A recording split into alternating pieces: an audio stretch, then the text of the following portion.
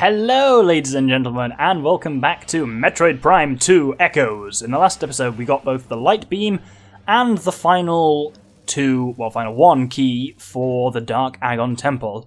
This episode, we're going to be going straight through to there almost as soon as possible. We just have a little bit more business here. I've come through, as you saw, to the dueling range and through a black door, which we couldn't open because we didn't have the Dark Beam last time we were here. Roll through that little slot there, and you will get a missile expansion. There is something else we can do in this room, but we can't do it yet, so, we'll just come back here later when we've got some futuristic technology. For now, bring up the map, we are going to head over to the Judgment Pit. So, over here we have, the way through to Dark Agon Temple is fairly straightforward. It is really weird seeing the same areas so many times, but in the other dimension, because this is clearly Mining Site A, complete with the statue of the child hero and everything, except now we're seeing it in the Dark Zone. But I wanted to actually be over here, because this dark door here takes us to something particularly useful, which is a save station, which is not here on Light Ether. This is really handy. We're going to open up Dark Agon Temple with the keys, hint, save. Just, as ever, take my word for it. I know what I'm doing with this game. With that done, we'll just proceed straight through to Dark Agon Temple. Words. Once here, step into the light to open the door to the temple itself.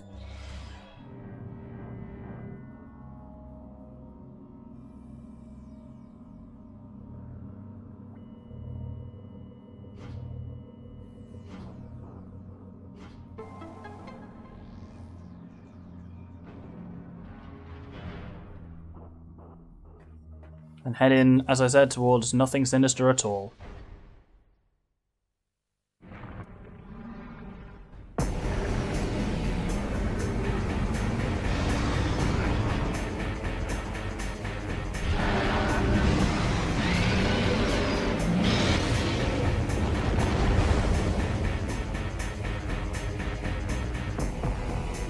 Welcome to the first Dark Temple Guardian of the game. This is Amorbis. So in the middle is the Dark Sphere, which is a biogenerated power sphere. Sphere provides dark energy to the Amorbis, then attack detected in Sphere. Sphere is impervious to weapons. So what we need to do is, when you see the ground vibrating, that's when Amorbis pops out. Let's give him a wee scan. Amorbis, gigantic tunneling guardian. Avoid it as it enters and leaves the earth. Look for disturbances in the ground. Target cannot survive for long if its outer shell is cracked. So keep an eye on it. This is a reason why I have to explain this to a lot of people. You ever seen those, electrical shavers that have, three heads on, three rotating heads on a body, that you use for, shaving your face, and they have, three of them in a triangular arrangement? There's a reason why I call them Amorbis shavers, and this is why. And as such, I can't see this guy as anything other than this is what my razor looks like. So, once you've done enough damage to him and cracked his shell, he attaches himself to the egg. And at this point, scan him again. He is a separate scan at this point, because now he's Dark Amorbis, because he's attached to the sphere and he is now Dark Energy charged. Target gains armor, beam weapon, and regenerative powers when fused with the Dark Sphere. Weak spot within mouth detected. Concussive force will deliver heavy damage to it. So, bring up your light beam and lay about 5 or 6 light shots into its head. His head comes off, and he slaps into the ground and he starts sucking. At this point, Morph Ball. Once you're inside, lay 3 bombs in him.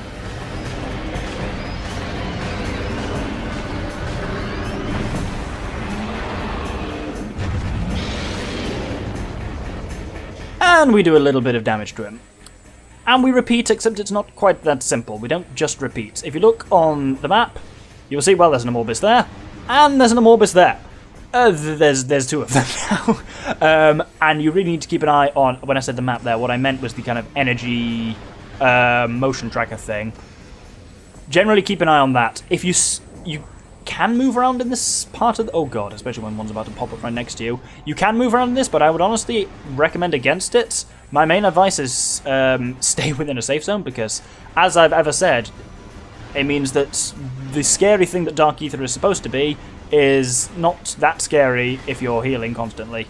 But it means you can't be as mobile as you might perhaps like to be. But, yeah, you can see, ripples appearing on the floor where Amorbis is about to pop up. And also, as it's about to pop up, you can see on the motion tracker that it appears quite nicely. Oh, he's hopping over there. I thought he was hopping towards me. Where is the other one? Or is this the only one?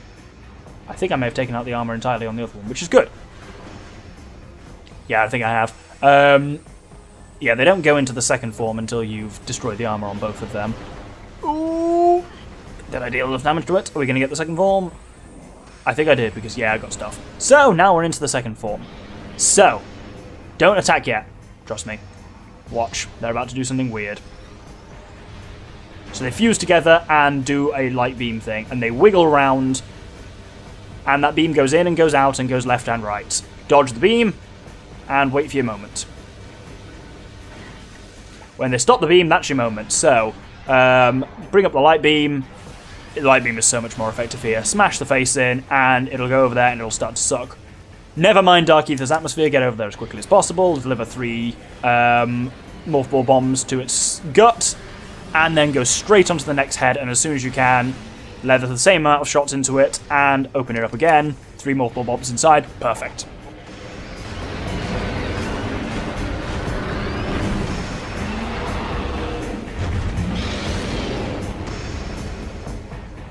And now, we do it again. Can you guess what's going to be different about it this time? Let's grab some of these health bits just in case.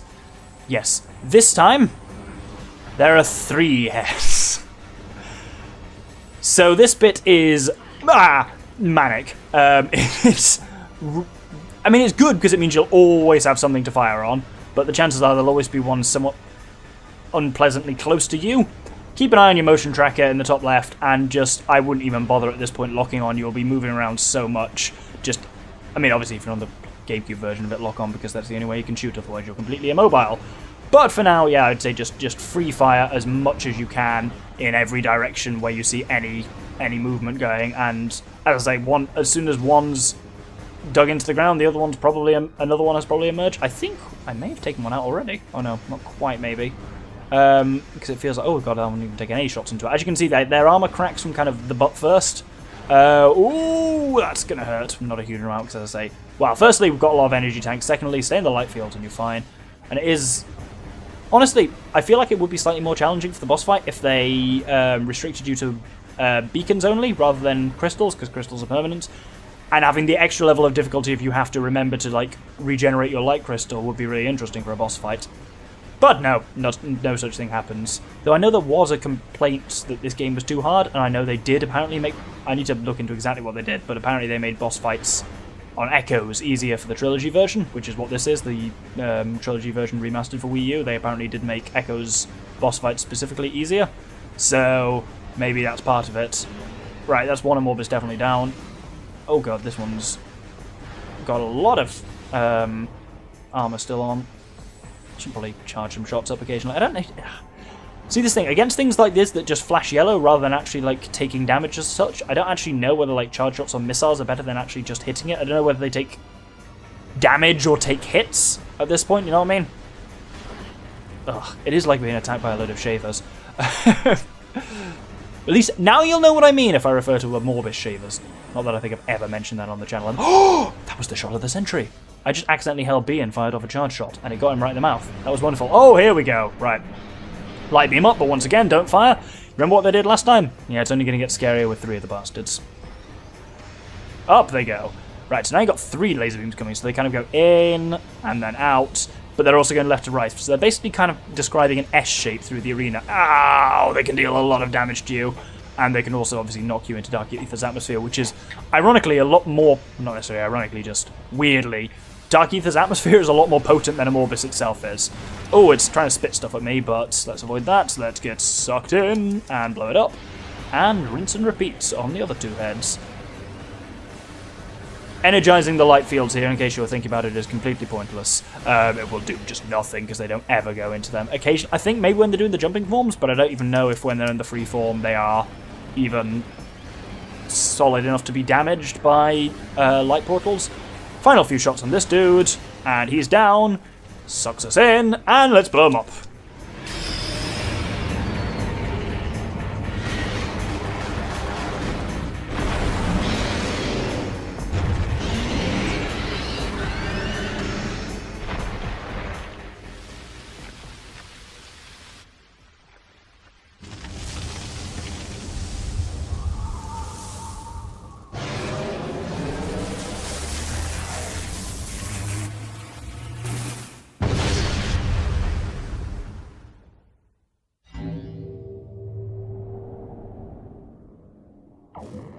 Now, let's grab our first reward, which is bloody worth it.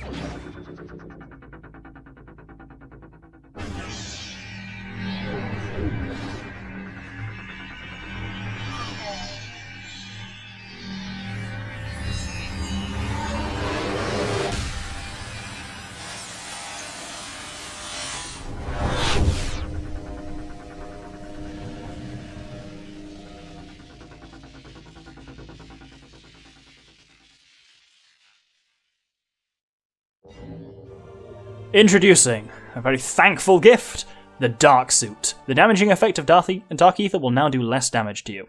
We're also just generally more impervious to weapons fire and stuff. So, note the rate at which we're healing. If I step outside of the bubble, we now take damage from Dark Ether at about the same rate at which we recover health. So it's about 1 every second, so it basically means we take 80% of the damage from Dark Ether's atmosphere. 80% less, so only 20% of the damage we used to take. Which is bloody good. So it means, yeah, we heal in safe zones at the same rate that we lose health, so it's so much easier for traversing through Dark Ether, and it means, even now, with the Dark and Light beams, Dark Ether was becoming less of a threat, but now it's much less of a threat, just the atmosphere alone. Also, must praise, the design of the Dark Suit. It looks cool as fuck. It's like a really old school looking design, like it looks ancient and like quite, yeah, primeval almost, but also looks very Luminoth, which is very cool. Like the morph ball on it, particularly as well. If I go off to the side, like it just looks really cool, and I really like the look of it. Anyway, here's what we came here for: the Agon energy controller.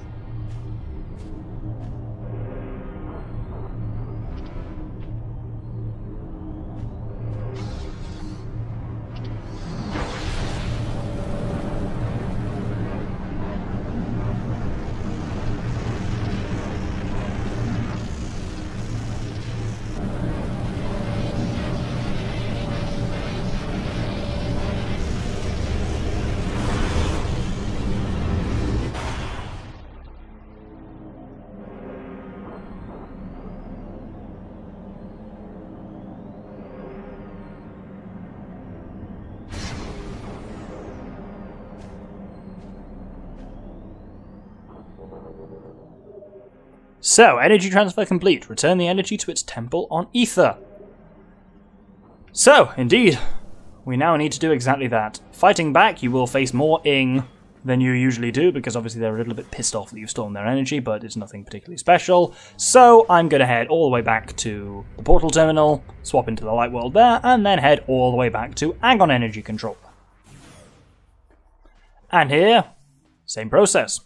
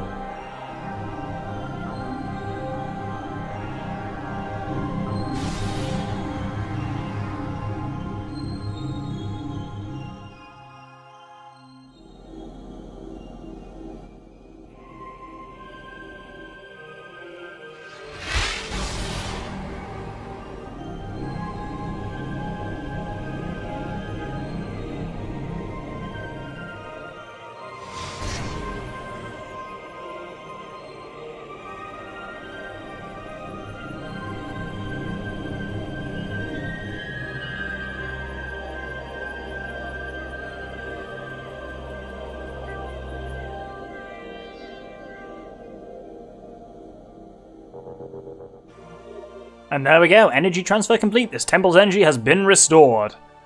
The first of 3, 1 down, 2 to go. So, what we need to do now on a technical sense is we need to go back to the Great Temple and speak to Umos. That's the way to actually proceed the plot. But now there's actually a fair few things we can do with the light and dark beams around the temple grounds. because we had neither of those beams last time we were there. So, let's head back first to the literal first place we visited here, where our ship is docked. Let's head back to the landing site.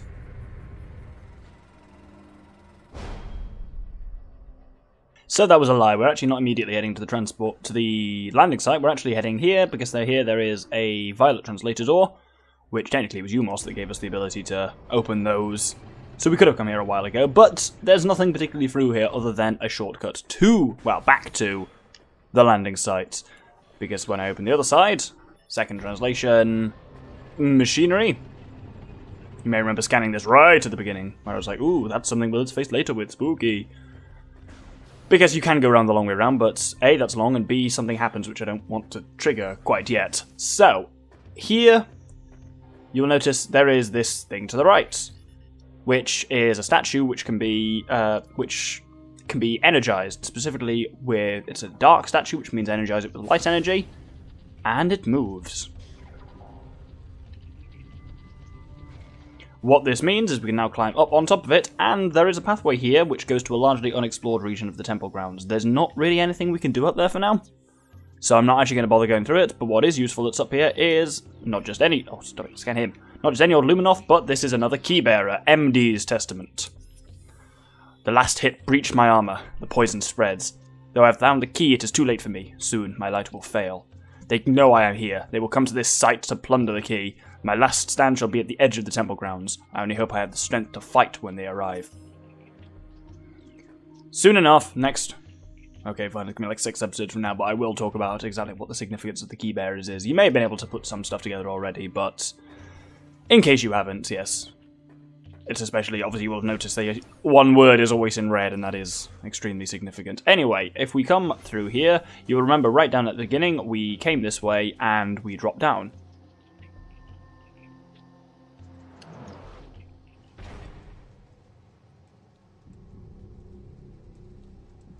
For whatever reason, whenever you do that, it always shows that cutscene. Anyway, there's something new in here, though.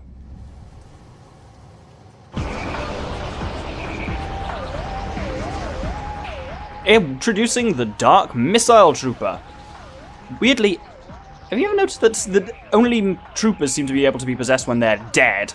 All the other monsters are still living ones that get Darkling. Anyway, this is a Dark Missile Trooper. Deceased Galactic Federation soldier armed with a missile launcher. Bioscans indicate terminated life signs in this trooper in the presence of an unknown biomass.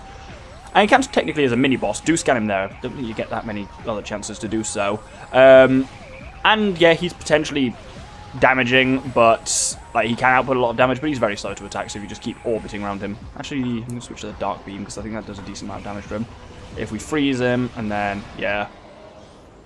That always works quite well. Hit him with the Charged Dark Shot, and followed by a missile. Anyway, he leaves behind a missile expansion, which is always nice. Now, since we're in this Hivey area, let's head with that. Oh, you're actually locked in there, by the way. You have no choice but to do that. Let's head round to Hive Chamber B. So here we've got 2 little Morph Ball slots. We went through the one on the left last time. This time, though, we have Morph Ball Bombs, which means we can break through the Telluric Alloy on the right-hand one, and with a little bit of finagling, get in there and grab ourselves another missile expansion. Now, let's head to the Temple Assembly Grounds. So, we've got another one of these motivators here, but I'm not actually going to use that quite yet. I will be using it in a bit, though. Oh, we've got more War Wasps, let's deal with them. A lot of enemies are now, if you use, like, light or dark ammo, are a lot easier to kill than they were last time we were here. It's not chucking them at the moment, but normally there's Dark Splinters around here, and they're real easy to kill with the Light Beam. One hit from just the normal Light Beam will now kill a Dark Splinter, which is very handy. Anyway, what we actually need to do here is, well, we eventually need to get up there, but the best way of doing so is you've got these pillars. If you use your space jump to climb on top of them, kind of forget how long it has been since we've been in this area. We've gathered a lot of extra shit since then. Then you can come around this way and, indeed, get over to that missile expansion. Yeah, it's going to be a bit of gathering for the end of this episode, I think, and then next episode we'll be on to missile expansion, on to some new shit. It's really weird. You don't notice music until... Music in games is a really interesting one, whether you notice it or not. I sometimes don't even notice the fact that Agon Waste barely has music. Like, it has just some, like, techno sounds in the background, and that's really about it. Here actually has quite noticeable music, and the area we're going to next has some of the most beautiful music in any Nintendo game. I fucking love it. But I'll talk about that more then. But Agon Waste, yeah, barely has any music, and it's really interesting. And Metroid Prime is actually really good for doing that, of kind of having music which is... that blurs the boundary sometimes between music and just ambient sounds. Anyway, I realised I actually forgot to scan, This is a dark portal. This portal is active. Walk into the portal to transport to Dark Aether. So, we've not actually been to Dark Aether in the temple grounds yet, so let's see what we're dealing with. So, welcome to the Sky Temple, which is the dark version of the Great Temple. As you can see, it's pretty spooky here. We're really not... Our health is draining very slowly, which is brilliant. Gotta love the dark suit. And you can see up here, so, there is the Sky Temple itself, and those are the two energy controllers from Torvus and Sanctuary. The energy controller from Agon is now no longer in Dark Aether, it's now in Light Aether, which is wonderful.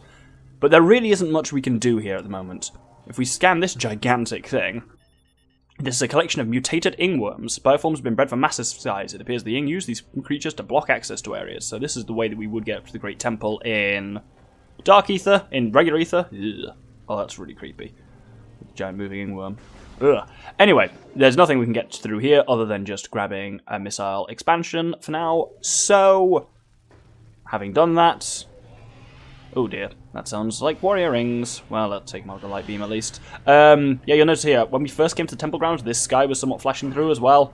So yeah, that's where this is coming from, was the Sky Temple here. And there is also... Oh, I didn't scare this guy. There is a Luminoth here. 3.8 decacycles ago, that's quite old. Target has numerous breaches in its armor. Exposure to toxic organic pathogen led to his demise.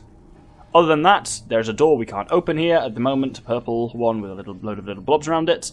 So we'll head back to the temple grounds. Now here there is... Well, technically there's two more things we can do very briefly before we're done here. There's basically things we can grab using things we got from Agon Waste. So here... These two gates lock behind us with space jump. We can actually jump over the top of them. Ugh, that sounds like a splinter. Don't care. There was a bit around here which I noted when we were first here on the map that I hadn't been to yet. And that was because we actually couldn't get to it yet. Because you need space jump in order to do it. Let's blow up some of these war wasp hives so they don't piss me off later. Indeed, if we kind of come through here, there is this weird like glass bubble thing. Unit is a sophisticated stasis chamber. Xenotech designed to encase small objects in a stasis field. Field is durable but can be destroyed with explosives. And indeed, inside is a missile expansion. A lot of missiles expansion this episode. That was strange pluralization, and I believe incorrect. With that done, we can now head on top of this pillar, which I think might be part of the communications array over there, and through this door here to a new room. Now this room looks like it should hold something, but it doesn't. All we have got is a dead Luminoth, and this one is another key bearer. This is Deasel's testament. It is inside me. I feel it spreading, clawing at my will, tearing at my thoughts. It moves me against my will to this cavern. Here it will end. I do not wish this. Do not want my body to become a weapon for the Ing within me. It hates. It demands obedience. I will fight to the end, and I shall self-terminate before I will be a pawn of a filthy Ing. That's quite interesting as one of the very few first-person insights you get into Darkling Possession, which is quite cool. Anyway, we've now got one more final thing to do, so we need to head back up into the Great Temple itself, and to transport B access. So confusingly, in my notes, I told myself what to do here, but not what it actually gets me. So I guess I'll figure that out. It's been a while since I did practice this. This was several months ago. Not several months ago, fuck off. Like 2 weeks ago. That's not several months. But I told myself in my notes says, roll through Morph Ball area near Lightfly a bit. Missile expansion. Figured it'd be something like that. Do I have to reverse all of this, or can I just drop down where it was? Wonderful! And handily, this brings us to where we need to be. Ow! Oh, there's another light flyer there. Fuck off. Which is the Great Temple itself. So here there's still a couple of doors we can't open. Actually, we can open the orange one, but we shouldn't for now. And I mean, meant to show off here something we've not really seen before, which is these things around the edges. Object scan complete. Units identified as hibernetic stasis chambers.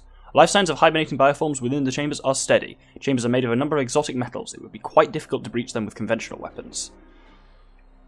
Umos is basically the only live Luminoth we've seen around, and he's talking about saving the planet, but I always thought it would be a bit of a waste saving the planet. Oh, that's not the right way either, is it? Which way do I want to go?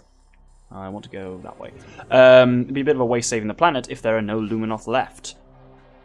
But there are Luminoth left. They're just in stasis and basically waiting for the all clear, essentially. And we've partly done that. We've done one energy controller, so that's pretty sweet.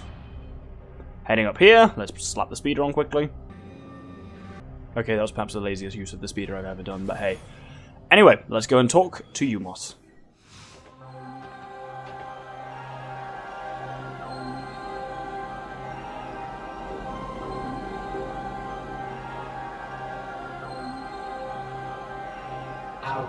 I thank you for restoring energy to the Temple of Agon. Your valor honors the Luminoth, those who have passed and those who remain, here under my protection as they sleep in deep stasis. Be on guard, for the Ing do not suffer defeat lightly. They will surely seek revenge for your actions. With the energy lost from the desert region, they will increase their efforts in other lands. I have detected unusual amounts of inactivity in the Torvus sector. The enemy is on the move.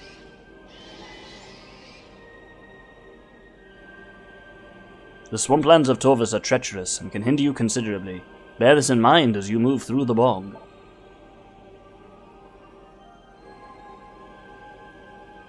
Seek the Temple of Torvus. More knowledge awaits you there. May the light of Aether serve you well.